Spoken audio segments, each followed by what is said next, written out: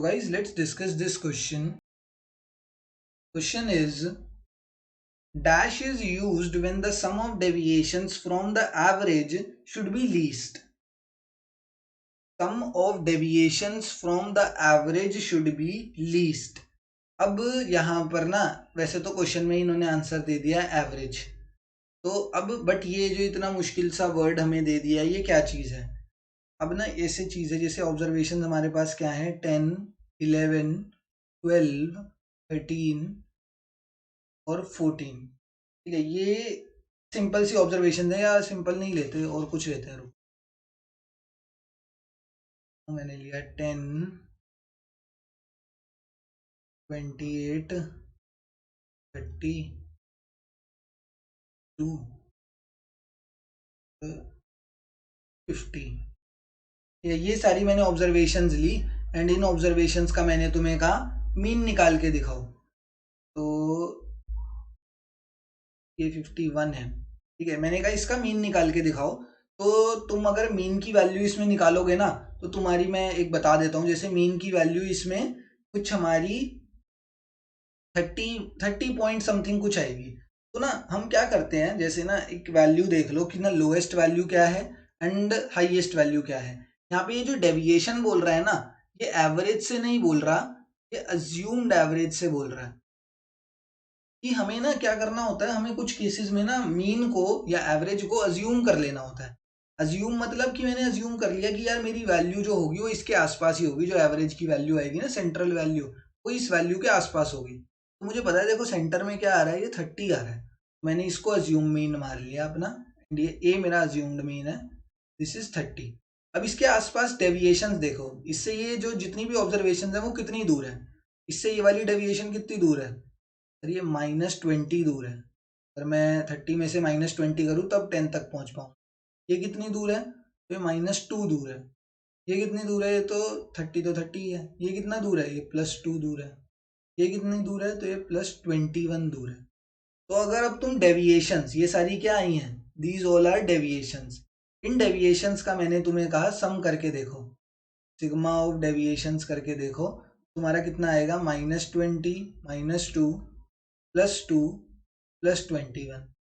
Sigma D कितना आ गया तुम्हारा, सिग्मा डी आ गया -2 से +2 गया, 21 -20, डेविएशन कितना आ गया, 1। तो ये देखो डेविएशन कितना कम आया है, डेविएशन कितना सा है, बिल्कुल थोड़ा सा डेविएशन आया है इन केस ऑफ व्हाट, जब हमने अज्यूम्ड मीन मान लिया था तब। तो ये पता है क्या बोलना चाह रहे हैं, इनका बोलने का मतलब ये है कि ये जो सम ऑफ डेविएशन है, जो हमने सिग्मा डी निकाला है, जब सिग्मा डी कैसा आए, sigma D is very less. मैंने क्या करा, ये मेथड वैसे फॉलो नहीं होता, कोई भी पहले ये नहीं देखेगा, क्वेश्चन में ना हमेशा दिया होता है कि आपको मीन निकालना है, मीडियन निकालना है या मोड निकालना है। ठीक है, वो आपको हमेशा मेंशन्ड होगा, बट ये हायर स्टडीज के लिए समझ लो। ठीक है, और ये सिर्फ एक थियोरेटिकल क्वेश्चन के लिए हमारे 11th के पॉइंट ऑफ व्यू से है, एंड हायर स्टडीज के लिए समझ लो कि अगर हमें बताना हो सेंट्रल, सिर्फ यूँ बोला हो कि फाइंड द सेंट्रल टेंडेंसी, हमें नहीं पता मीन निकालना है, मीडियन निकालना है या मोड निकालना है, मैं क्या करूंगा, अज्यूम्ड मीन माना मैंने एंड वहां से मैंने डेविएशंस देखी। अगर डेविएशंस का सम जो आ रहा है वो बहुत ही कम है, कम का मतलब क्या होता है, कम का मतलब होता है डेविएशंस का सम कितना आ रहा है, कभी तो 0 आ रहा है, कभी 1 आ रहा है, 2 आ रहा है, -1 आ रहा है, ये जो सम होते हैं ये बहुत ही कम है, all these values are very less. तो जब कम वैल्यूज आ रही है, डेविएशंस का सम कम आ रहा है, उस केस में हम कौन सा मेथड यूज करेंगे सेंट्रल टेंडेंसी निकालने का, मीन मेथड यूज करेंगे, ये आपको याद रखनी है बात।